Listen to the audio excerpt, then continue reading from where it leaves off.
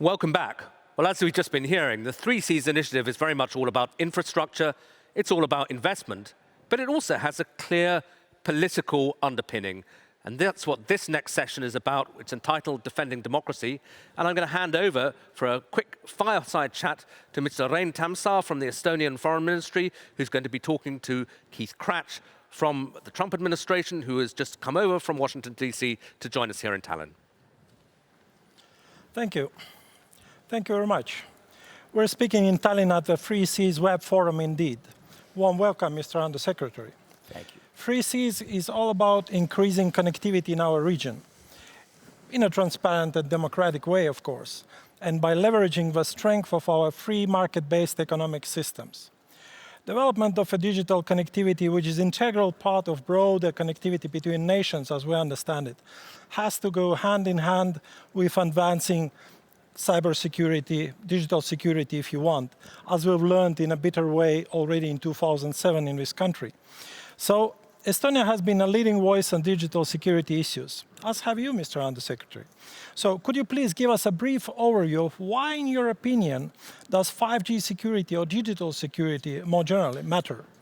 What is the strategic significance of it in the context of 21st century global affairs? How do you see the role and goal of a clean network, an initiative that you have been tirelessly promoting? Sure. Well, thanks so much for having me. I really appreciate it. It boils down to one word, and that is trust, which is the most important word in any language. And if you look at this whole area of 5G, that it's going to bring dramatic increases in terms of communications. It's also a tool for the Chinese Communist Party's surveillance state. And companies like Huawei and ZTE are the backbone for that 1984 Orwellian state.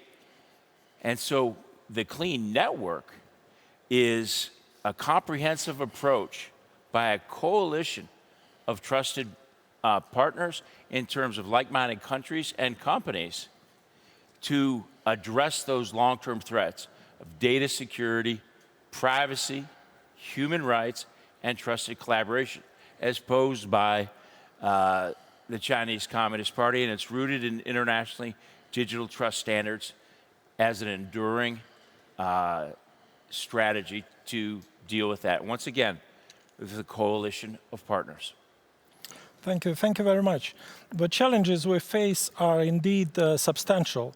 I wonder if you'd agree with me that the leading democracies, democratic countries of the world, the United States and the countries which belong to the European Union, need to stand together to preserve the rule-based international system in order to safeguard our shared democratic systems of governance and free market-based economies, but if you wish, also our way of life.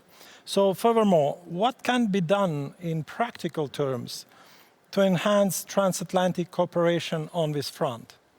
I couldn't agree with you more, because if you look at it, it's really freedom versus authoritarianism.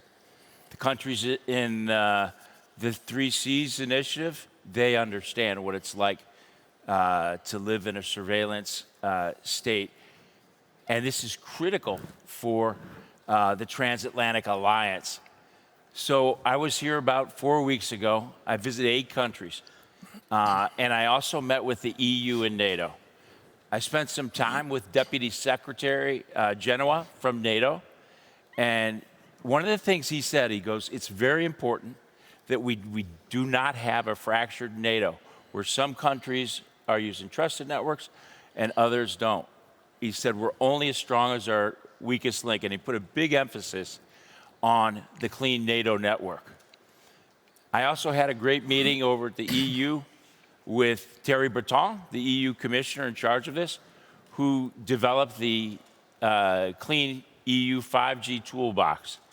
And that criteria for that matches the criteria for joining the clean network. And he's done a tremendous job there. And it's interesting to note where they define the criteria for high-risk suppliers. And one of the things that is in that is that the board of directors for the telco companies if they choose a high-risk supplier, when something goes wrong, they're then personally liable. So when you look at the combination of those two things, over the last 6 months, the tide has turned in favor of trusted vendors versus Huawei. So now we count 25 European nations that are now on the Clean Trust Network. And that includes, if you look worldwide, it's 40 nations, 50 telcos around the world, many of the country's biggest telcos, and then also companies too, like Oracle, HP, VMware, NEC, Fujitsu, because they want, when they come into a country, they want to make sure that those networks are trusted. And here again, at the end of the day, it's about freedom versus authoritarianism. Thank you very much. I fully agree with you that Europe and the United States simply cannot grow apart. If we want to be relevant in the 21st century, we have to cooperate very closely together. And dealing with 21st century challenges, including in the digital domain, requires strategy, persistence, allies, strategic patience at times that would go beyond the electoral cycle. So one way of ensuring long-term strategic stability is through institutionalization. For example, the creation of NATO, for instance, has allowed the political West to sustain intense cooperation for decades. So my question is how to achieve the same result now with regards to the cybersecurity. Should NATO, for instance, have a bigger role? How should we involve other democracies around the world? Can we make better use of OECD? So in short, how should we tailor our international institutions in light of challenges we're discussing? Yeah, by the way, the answer is absolutely yes. You know what's interesting is I've had about, over the last year and a half, probably about 80 bilaterals with my counterparts from other countries. And when you talk to them about China, that 800-pound elephant in the room is China's retaliation. And their doctrine is seduce with money, reinforce with intimidation, retaliation. So if you look at the transatlantic alliance, if you look at the clean network, it's all about strength in numbers and strength in power in unity and solidarity to stand up to that China bully. And I think we've all had experience with bullies sometimes in our life. And what I've learned is when you confront a bully, they back down. And they really back down if you have your friends by your side. So I think this is critical. And I think the OECD plays a critical role because it's one of the rare international organizations that has not been conflicted and infiltrated by the Chinese Communist Party. I think we should keep it this way together. Coming back to the three Cs, I mean, considering the enormous progress we've witnessed with this initiative over the past months, should we take it as a model for other regional cooperation formats in fostering wider transatlantic relations? What's your take?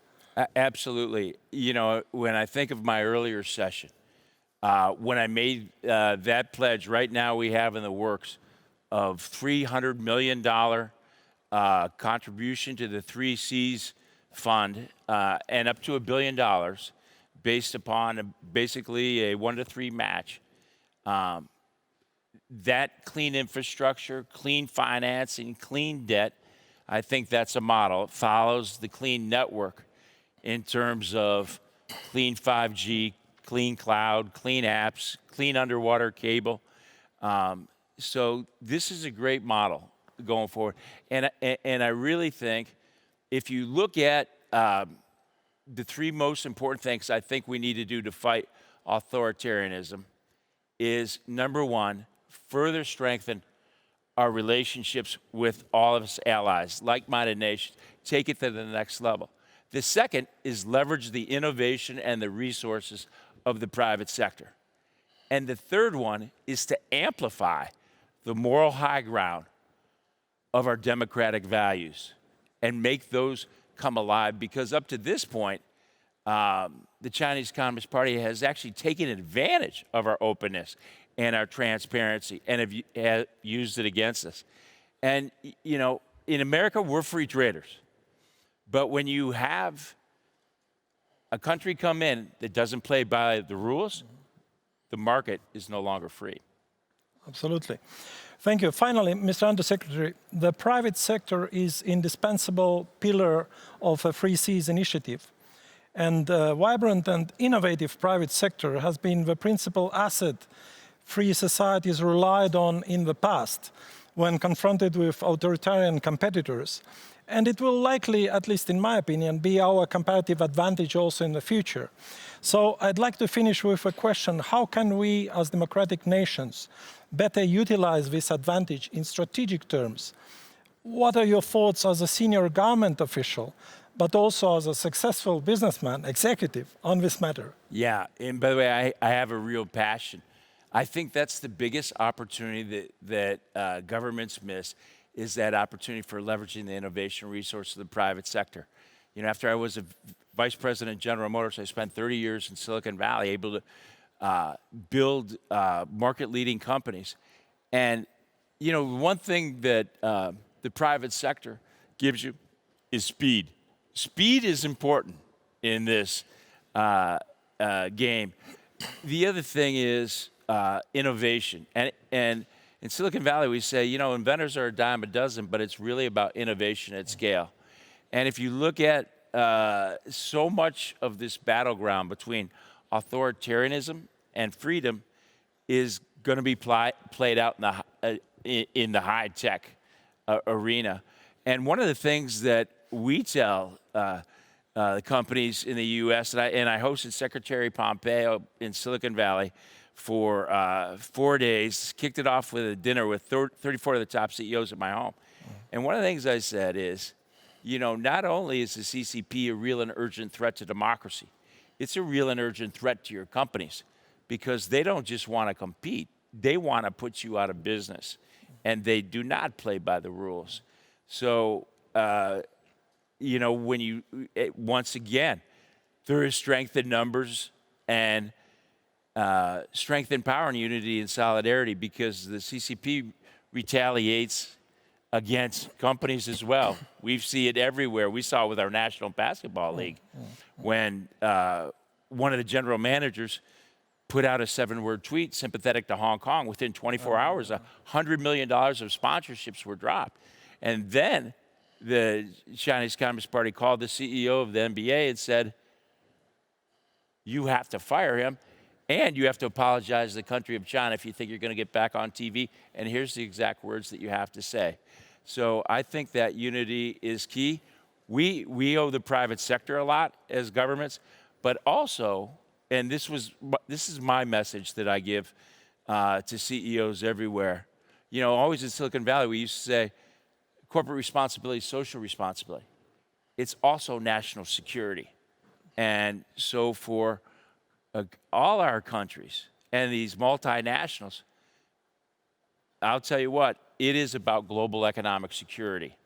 And what we're seeing is over the last few months, citizens of the world are waking up to I call it the CCP's three-pronged doctrine of concealment, co-option, and coercion.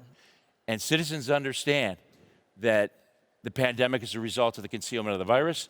They've seen the country of Hong Kong being co-opted, and it's eviscerated the freedoms of its citizens. They also have seen this coercion going on in Xinjiang, with over 1 million Muslims in these 380 internment camps have grown into some of the worst human rights abuse. And I'll tell you, so the citizens of the world, and they don't like it. And that has given the political will to government leaders and to corporate CEOs around the world to stand up to that China bully. Thank you. Thank you very much. And thank you very much for being with us and for these most useful thoughts. Thank you, Mr. Undersecretary. Thank you. I appreciate it. Thanks for having me. Thank you.